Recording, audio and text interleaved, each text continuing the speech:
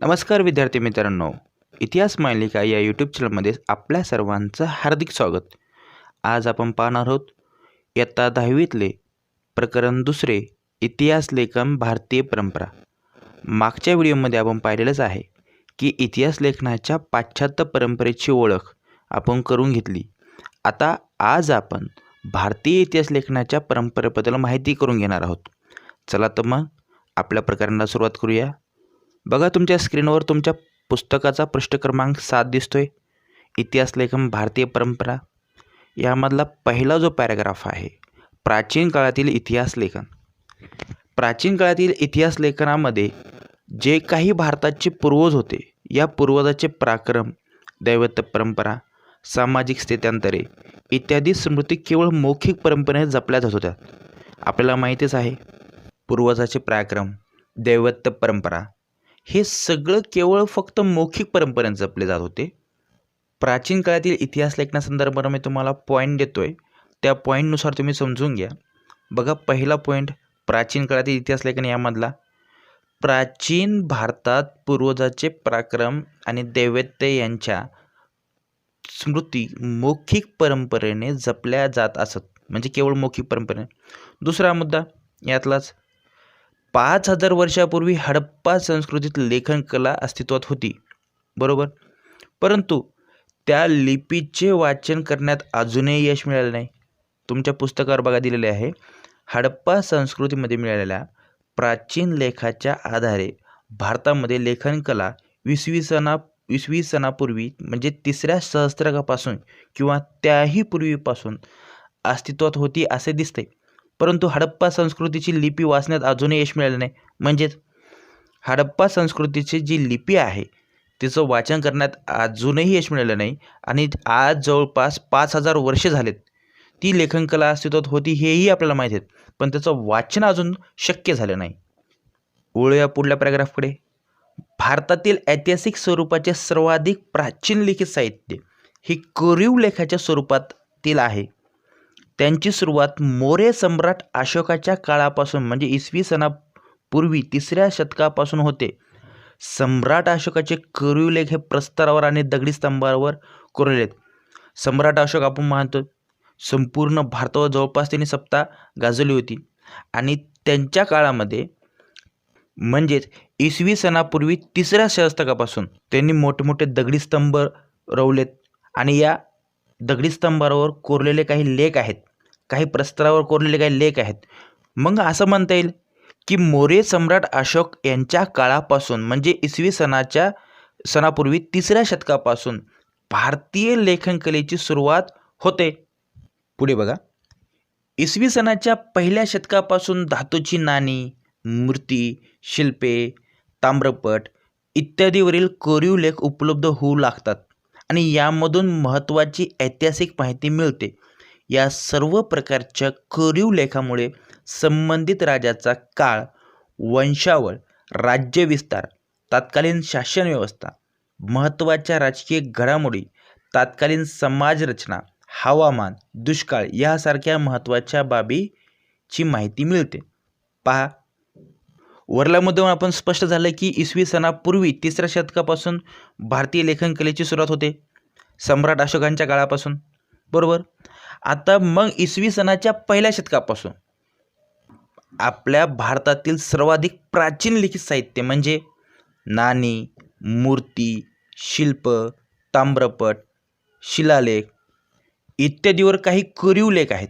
आणि या कोरीव लेखामुळे, हे कोरीव लेख कोणत्या काळातील आहेत, त्या काळात कोणता राजा होता, त्या राजाची वंशावळ काय होती, त्याचा विस्तार कुठपर्यंत होता, तिथली शासन व्यवस्था कशी होती, समाजरचना कशी होती, तिथले हवामान कसे होते, हे आपल्याला ज्ञात होते. चला पुढल्या पॅराग्राफवर वळूया.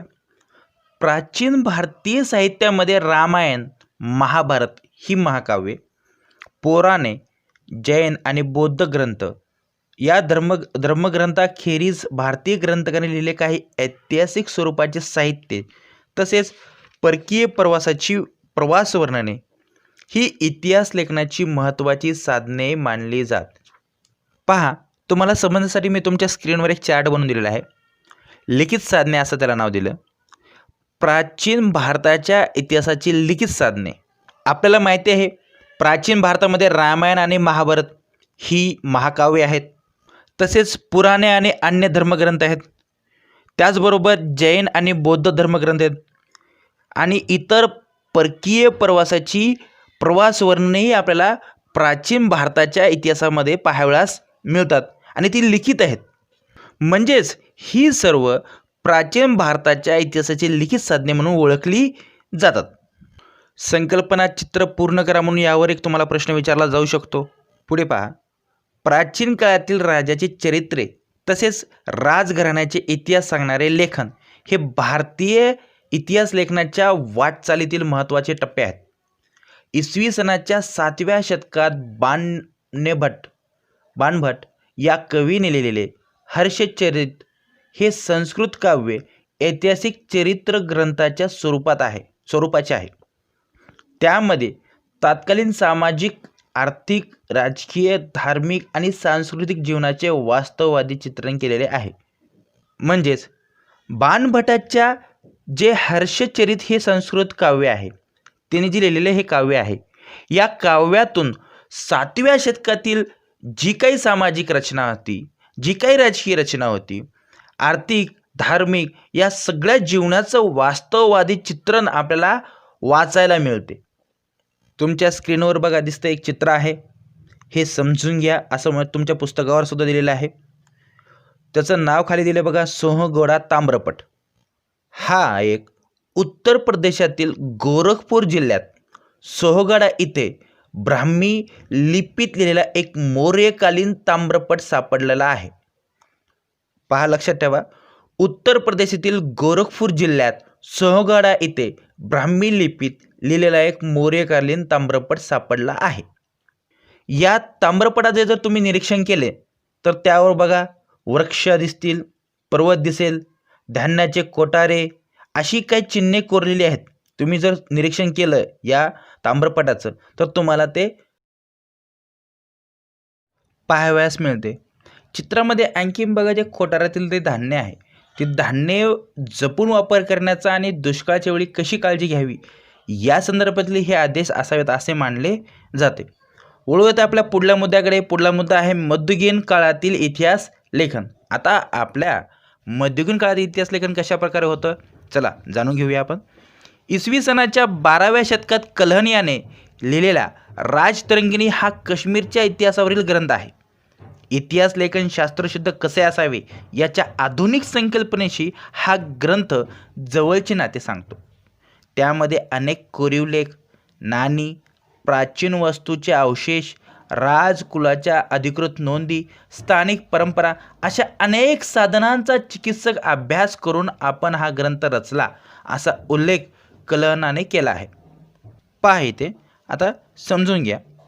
राजतरंगिणी हा प्रसिद्ध ग्रंथ आहे आणि काश्मीरच्या इतिहासावर आधारित आहे. कल्हण हा काश्मीरचा विद्वान असा पंडित होता. त्याने 12व्या शतकात हा ग्रंथ लिहिला. या ग्रंथाची रचना संस्कृत भाषेत असून तो 8 तरंगामध्ये विभागलेला आहे.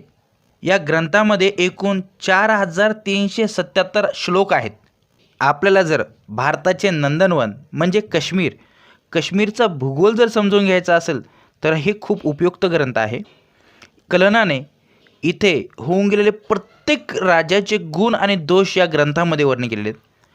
महाभारतातील पहिला गोनर्द राजापासून ते 11व्या शतकातल्या हर्षापर्यंत सुमारे 4000 वर्षापर्यंतचा काश्मीरचा इतिहास या ग्रंथात आपल्याला वाचायला मिळतो. काश्मीरच्या वास्तववादी इतिहास लेखनामुळे राजतरंगिणी हा ग्रंथ प्राचीन भारतीय इतिहासाच्या साधनातला एक महत्त्वाचा ग्रंथ मानला जातो. पुढे चलूया. मध्ययुगीन भारतामध्ये मुस्लिम राज्यकर्त्याच्या दरबारातील इतिहासकाराच्या लेखनावर अरबी आणि फारसी इतिहास लेखनाचा परंपरेचा प्रभाव असलेला दिसतो. मध्ययुगीन मुस्लिम इतिहासकारांमध्ये जियाउद्दीन बर्नी हा एक महत्त्वाचा इतिहासकार होता. तारिख-ए-फिरोजशाही हा त्याच्या ग्रंथात त्याने इतिहास लेखनाचा हेतू स्पष्ट केला होता. त्याच्या मते इतिहासकाराचे कर्तव्य फक्त राज्यकर्त्याच्या पराक्रमाचे आणि कल्याण धोरणाचे वर्णन करून संपत नाही, तर त्याच्या दोषाचे आणि चुकीच्या धोरणाचे चिकित्सक विवेचनही त्याने करायला हवे. एवढेच नव्हे तर संबंधित काळातील विद्वान व्यक्ती, अभ्यासक, साहित्यक, संत यांचा सांस्कृतिक जीवनातील प्रभाव लक्षात घ्यायला हवा. बर्नीच्या या विचारसरणीमुळे इतिहास लेखनाची व्याप्ती अधिक विस्तारली. आता आपण इथं थोडंसं फोड करून समजून घेऊया. मध्ययुगीन काळातील इतिहास लेखन आहे. यामध्ये पहिल्यांदा आपण पाहिलं कलन. आता इतिहासकार जेवढे इतिहासकार आहेत त्या इतिहासकाराला आपण एक मुस्लिम इतिहासकार असं नाव देऊया. आणि मग मुस्लिम इतिहासकार का? कारण त्यांच्यावर अरबी आणि फारसी इतिहास लेखनाचा परंपरेचा प्रभाव दिसतो. आपल्याला माहिती आहे मध्ययुगीन भारतामध्ये मुस्लिम राज्यकर्त्याचा दरबार असायचा आणि त्यांच्या दरबारात अरबी आणि फारसी या इतिहास लेखनाचा प्रभाव आपल्याला पाहावयास मिळतो. मग त्यातील पहिला इतिहासकार जियाउद्दीन बर्नी त्यांनी ग्रंथ लिहिला. त्या ग्रंथाचं नाव आहे तारीख-ए-फिरोजशाही. या ग्रंथामध्ये त्यांनी स्पष्ट केले त्याचा हेतू इतिहास लेखनाचा. राजाचे पराक्रमाचे आणि कल्याणकारी धोरणाचे वर्णन पुरेसे नाही, त्याच्या चुकीचे आणि दोषाचेही वर्णन विवेचन करणे गरजेचे आहे. एवढेच नव्हे तर विद्वान व्यक्ती, साहित्यिक, संत अशा व्यक्तीचा सामाजिक प्रभावाचंही वर्णन करणे गरजेचं आहे. त्यांनी आपल्या ग्रंथामध्ये म्हणजे तारीख-ए-फिरोजशाहीमध्ये नमूद करून ठेवले. पुढला पॅराग्राफ. मुघल बादशहाच्या दरबारातील इतिहासकाराच्या लेखनात राज्यकर्त्यांची स्तुती आणि त्यांच्याबद्दलची निष्ठा या पैलूंना विशेष महत्त्व प्राप्त झाले. त्याखेरीज त्यांच्या वर्णनात समर्पक पद्य उतारे, सुंदर चित्रांचा अंतर्भाव करण्याची पद्धती सुरू झालेली दिसते. मुघल साम्राज्याचा संस्थापक बाबर याचे आत्मचरित्र तुझुक-ए-बाबरी मध्ये त्याला कराव्या लागणाऱ्या युद्धाची वर्णने, त्यांच्या बरोबरीने त्याने प्रवास केलेल्या प्रदेशाची आणि शहराची वर्णने, तेथील स्थानिक अर्थव्यवस्था आणि रीतिरिवाज, वनस्पतीसृष्टी याचे बारकाईने केलेले निरीक्षणे यांचाही समावेश आहे. पहा इथे दुसरा इतिहासकार आपल्याला पाहावयास मिळतो. त्याचं नाव आहे बाबर. त्यांनी एक ग्रंथ लिहिला. त्या ग्रंथाचं नाव होतं तुझुक-ए-बाबरी. या ग्रंथामध्ये काय युद्धाची वर्णने पाहावयास मिळतात, प्रवास केलेल्या प्रदेशाची आणि शहराची वर्णने यावेळेस पाहावयास मिळतात, तेथील स्थानिक अर्थव्यवस्था, रीतिरिवाज, वनस्पतीसृष्टी यांचाही माहिती आपल्याला या आत्मचरित्रात दिलेली दिसते. म्हणजे बाबरनं तुझुक-ए-बाबरीमध्ये ह्या सगळ्या बारकाईने ह्याचं निरीक्षण करून याचा समावेश केलेला आपल्याला पाहावयास मिळतो. पुढे इतिहास लेखनाचा चिकित्सक पद्धतीच्या दृष्टीने अबुल फजल याने लिहिलेला अकबरनामा या ग्रंथाचे विशेष महत्त्व आहे. अधिकृत नोंदीच्या आधारे ऐतिहासिक कागदपत्राचे काळजीपूर्वक केलेले संकलन आणि त्यातील माहितीच्या विश्वासार्हतेची कसून केलेली छाननी ही अबुल फजलने अवलंबलेली संशोधन पद्धती पूर्वग्रहविरहित आणि वास्तववादी होते असे मानले जाते. तिसरा इतिहासकार आहे बघा अबुल फजल. त्यांनी सुद्धा एक ग्रंथ लिहिला. त्याच्या ग्रंथाचं नाव आहे अकबरनामा. आता या ग्रंथाची काय वैशिष्ट्य आहेत? पहिलं वैशिष्ट्य अधिकृत नोंदीच्या आधारे ऐतिहासिक कागदपत्राचे संकलन. दुसरं मिळालेल्या माहितीचा विश्वासार्ह छाननी, म्हणजे जी काही माहिती मिळाली आहे त्या माहितीचा विश्वासार्ह छाननी केली, तपासणी केली. तिसरं वैशिष्ट्य पूर्वग्रहविरहित आणि वास्तववादी संशोधन पद्धती. पूर्वग्रहविरहित आणि वास्तव हे महत्त्वाचं वैशिष्ट्य आहे. हे अबुल फजलच्या अकबरनामा या ग्रंथामध्ये आपल्याला पाहावयास मिळते. चला पुढे. बखर हा ऐतिहासिक साहित्याचा एक महत्त्वाचा प्रकार आहे.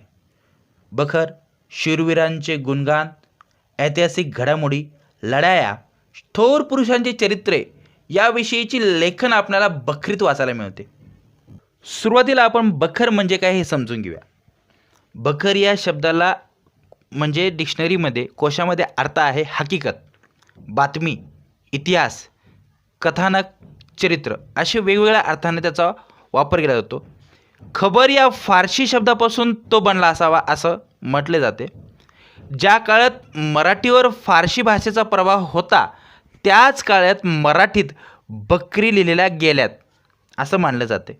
मग मराठी भाषेत विविध प्रकारच्या बकरी उपलब्ध आहेत. त्यातील एक महत्त्वाची बखर आहे सभासद बखर.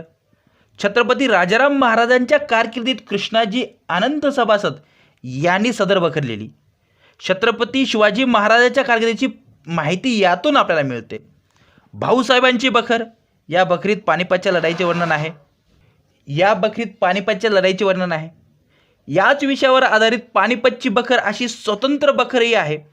होळकरांची कैफियत या बखरीतून आपणास होळकरांचे घराणे आणि त्यांचे योगदान समजते.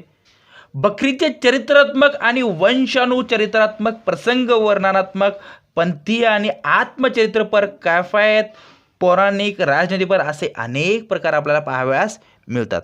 चला बखरीविषयी आणखीन सविस्तर अशी माहिती जाणून घेऊ. बखर ह्या ऐतिहासिक साहित्याला एक गद्य लेखन प्रकार आहे. उत्तर पेशवाईत इसवी सन 1760 ते 1850 या दरम्यान सुमारे 200 बकरी लिहिल्या आहेत. पानिपतच्या युद्धावर आणि शिवाजी महाराज अनेक बकरी लिहिलेल्या आढळतात आपल्याला. बकरीतून तत्कालीन लोकस्थितीचे वर्णन असते, तसेच इतिहासही असतो. परंतु इतिहासातील काटेकोरपणा त्यात नसतो. ज्याप्रमाणे इतिहासात काटेकोरपणा असतो तो बकरीत आपल्याला पाहावयास मिळत नाही. शिवरायांचे, भाऊसाहेब पेशव्यांचे या पानिपतच्या युद्धाचे वर्णन बखरकार अंतररंजितपणेही करताना दिसतो. त्यातून त्यांची उत्तम निवेदन शैली दिसते. बखरीतील अलंकारिक वर्णने, सुभाषिताचा वापर, सुविचारवाचा वाक्ये, विरस वा शोकात्मक रसपूर्ण वर्णन यामुळे बखरीकडे इतिहासापेक्षा मराठी गद्य साहित्याचा एक प्रकार म्हणूनच पाहिले जाते. म्हणजे इतिहासापेक्षा आपल्या मराठी विषयामध्ये बखर एक गद्य साहित्य प्रकार आपल्याला अभ्यासाला मिळतो. मग आता या आपल्या मुद्द्यामध्ये बघा, बखरीचे काही विषय आहेत. सभासद बखर, भाऊसाहेबांची बखर, होळकरांची कैफियत आणि पानिपतची बखर. सभासद बखर आहे छत्रपती शिवाजी महाराज यांच्या जीवनावर म्हणजे त्यांच्या कारकिर्दीवर आधारित. भाऊसाहेबांची बखर पानिपतच्या तिसऱ्या लढाईचे वर्णन त्यात आपल्याला पाहायला मिळते. पानिपतची बखर पानिपतच्या तिसऱ्या लढाईची स्वतंत्रपणे बखर आपल्याला ती पाहायला मिळते. होळकरांची कैफियत होळकर घराण्याचे वर्णन आपल्याला त्यावेळेस पाहायला मिळते. तुमच्या स्क्रीनवर बघा, माहीत आहे का तुम्हाला, पेज क्रमांक 8वर दिसतं एक चार्ट आहे. यातलाच एक शॉर्टकट्समध्ये मी तुम्हाला तिथं लिहून दिलेला आहे. दुसरा चार्ट आहे, ह्यालाच आपण जरा शॉर्टमध्ये केलेला आहे. मुस्लिम इतिहासकार आणि त्यांचे ग्रंथ. ताजुल मासीर जे मध्ययुगीन काळातील मुस्लिम इतिहासकार होते आणि त्यांच्या या मध्ययुगीन काळामध्ये त्यांनी लिहिलेले काही ग्रंथ आहेत. बघा, त्यातलाच एक हसीन नाझमी याने लिखित ताजुल मासीर. त्याच्यानंतर तुजुके तिमुरलंग हे यांचे आत्मचित्र आहे. त्याचबरोबर अबुल फजल यांनी अकबरनामा पाहिलंच आपण. मिनाज ए सिराज यांनी तबायत ए नासरी आणि याहाब बिन अहमद सर हिंदी यांनी तारीख ए मुबारकशाही असे ग्रंथ लिहून ठेवलेले आहेत. आणि काही परदेशी प्रवासाने वर्णने लिहून ठेवले आहेत. त्यामध्ये Ibn Battuta, Abdul Razzaq, Marco Polo, Niccolo Conti, Barbosa, Domingo Paes हे त्यापैकी होत. वळूया आपल्या पुढल्या मुद्द्याकडे, आधुनिक काळातील इतिहास लेखन आणि ब्रिटिश इतिहासकाल. पहा, प्राचीन काळातील इतिहास लेखन पाहिलं, मध्ययुगीन काळातील इतिहास लेखन पाहिलं. आता आपण पाहणार आहोत आधुनिक काळातील इतिहास लेखन आणि ब्रिटिश इतिहासकाळ. 20व्या शतकात ब्रिटिशांच्या राजवटीत भारतीय पुरातत्वाच्या अभ्यासास सुरुवात झाली. भारतीय पुरातत्व सर्वेक्षण खात्याचे पहिले सरसंचालक अलेक्झांडर कॅनिंगहॅम यांच्या देखरेखीखाली अनेक प्राचीन स्थळाचे उत्खनन केले गेले. त्यासाठी त्यांनी प्रामुख्याने बौद्ध धर्मग्रंथाचा उल्लेख असलेल्या स्थळावर लक्ष केंद्रित केले. पुढे जॉन मार्शल यांच्या कारकिर्दीत हडप्पा संस्कृती शोध घेतला आणि भारतीय संस्कृतीचा इतिहास इसवी सनापूर्वी 3ऱ्या सहस्त्रकापासून पर्यंत किंवा त्याहून पूर्वीपर्यंत जाऊ शकतो हे सिद्ध झाले. भारतात आलेल्या अनेक ब्रिटिश अधिकाऱ्यांची भारतीय इतिहासासंबंधी लेखन केले. त्यांनी केलेल्या लेखनावर ब्रिटिशांच्या वसाहतवादी धोरणाचा प्रभाव असलेला दिसतो. जेम्स मिल याने लिहिलेल्या the history of British India या ग्रंथाचे 3 खंड 1817 साली प्रसिद्ध झाले. ब्रिटिश इतिहासकाराने भारतीय इतिहासावर लिहिलेला हा पहिला ग्रंथ आहे. त्याच्या लेखनात वस्तुनिष्ठ दृष्टिकोनाचा अभाव आणि भारतीय संस्कृतीच्या विविध पैलूसंबंधीचे पूर्वग्रहदूषित दृष्टिकोन स्पष्टपणे उमटलेला दिसतो. सन 1841 मध्ये माउंट स्टुअर्ट एल्फिन्स्टन यांनी द हिस्ट्री ऑफ इंडिया हा ग्रंथ लिहिला आणि माउंट स्टुअर्ट एल्फिन्स्टन याने हे मुंबईचे गव्हर्नर म्हणजे कोणत्या कारकिर्दीत 1819 ते 1827 यामध्ये होते. आता बघा, थोडक्यात आपण जाणून घेऊया. तुमच्या स्क्रीनवर बघा, ब्रिटिश अधिकारी त्याचं नाव आहे अलेक्झांडर कॅनिंगहॅम यांनी एक प्रसिद्ध ग्रंथ लिहिला. त्या ग्रंथाचं नाव होतं the Asian geography of India. ह्याच्याविषयी सविस्तर अशी माहिती की अलेक्झांडर कॅनिंगहॅम हे पुरातत्व म्हणजे भारतीय पुरातत्व सर्वेक्षण खात्याचे पहिले सरसंचालक. तुम्हाला रिकामी जागा विचारली जाऊ शकते यावर. पुढे अनेक प्राचीन स्थळांचे त्यांनी उत्खनन केले. बौद्ध ग्रंथातील उल्लेख असलेल्या ठिकाणाचे उत्खनन आणि संशोधनपर लेखन केले अलेक्झांडर कॅनिंगहॅम याने. पुढे दुसरा ब्रिटिश अधिकारी आहे जॉन मार्शल. यांनी सुद्धा एक ग्रंथ लिहिला. ग्रंथाचं नाव होतं द बुद्धिस्ट आर्ट ऑफ गंधार तक्षशिला. हे दुसरा ग्रंथ आहे. त्यांनी हडप्पा संस्कृतीचा शोध घेतला. भारतीय संस्कृती 5000 वर्षापूर्वीची आहे हे त्याच्या संशोधनातून आपल्याला सिद्ध झाले. तिसरा ब्रिटिश अधिकारी आहे जेम्स मिल. ह्यांनी एक ग्रंथ लिहिला the history of British India. आता या ग्रंथाविषयी अशी माहिती आहे की ब्रिटिश इतिहासकारांनी भारतीय इतिहासावर लिहिलेला पहिला ग्रंथ आहे. म्हणजे एका ब्रिटिश इतिहासकाराने पहिल्यांदा भारताच्या इतिहासावर हा ग्रंथ लिहिला. त्या ग्रंथाचं नाव आहे the history of British India. या लेखनामध्ये वस्तुनिष्ठ दृष्टिकोनाचा अभाव आढळतो. म्हणजे वस्तुनिष्ठता नाही या लेखनामध्ये. आणि ह्याच्यावर भारतीय संस्कृतीविषयी पूर्वग्रह आहे दृष्टिकोन आपल्याला त्याच्या लेखनातून जाणवतो सुद्धा. त्याच्यानंतर चौथा इतिहासकार आहे ब्रिटिश अधिकारी. त्याचं नाव आहे माउंट स्टुअर्ट एल्फिन्स्टन. ह्यांनी एक ग्रंथ लिहिला. त्या ग्रंथाचं नाव आहे the history of India. Mount Stuart Elphinstone हे मुंबईचे गव्हर्नर होते आणि त्यांनी सामाजिक आणि शैक्षणिक क्षेत्रात अनेक सुधारणा केल्या. दुसरे ब्रिटिश अधिकारी जेम्स ग्रँड डफ. ह्यांनी सुद्धा एक ग्रंथ लिहिला. त्या ग्रंथाचं नाव हिस्ट्री ऑफ द मराठाज. भारतीय संस्कृती आणि इतिहास यांना कमी लेखनाच्या प्रवृत्ती या ग्रंथातून आपल्याला जाणवते. मराठ्यांचा इतिहास ग्रंथात दिलेला आहे हिस्ट्री ऑफ द मराठाज. दुसरे ब्रिटिश अधिकारी आहेत कर्नल टॉड. यांनी राजस्थानचा इतिहास लिहिला आणि त्यांनी जे ग्रंथ लिहिला त्या ग्रंथाचं नाव होतं टॉड्स ॲनॅल्स ऑफ राजस्थान. या ग्रंथात भारतीयांना कमी लेखनाची प्रवृत्ती आढळून येते. आणि नंतर विल्यम विल्सन हंटर यांनी सुद्धा एक ग्रंथ लिहिला. हिंदुस्थानाच्या द्विखंडात्मक इतिहास रचला आणि त्यांच्या इतिहास लेखनात निपक्षपाती वृत्ती दिसून येते. तिने लिहिलेल्या ग्रंथाचं नाव आहे a brief history of the India. James grand डफ यांनी the history of the Marathas हा जो ग्रंथ लिहिला होता. या ग्रंथाच्या इतिहास लेखनाच्या ज्या काही मर्यादा आहेत त्या निळकंठ जनार्दन कीर्तने आणि विका राजवाडे यांनी 19व्या शतकामध्ये दाखवून दिल्यात. अशा प्रकारे भारतीय इतिहास लेखन आणि ब्रिटिश अधिकारी म्हणजे ब्रिटिश इतिहासकार हे आपण पाहिलं. आपला व्हिडिओ लांबच चालला त्याच्यामुळे मी इथं थांबतो आणि आपल्या पुढल्या व्हिडिओमध्ये आपण पाहणार आहोत भारतीय इतिहास लेखन विविध तात्विक प्रणाली.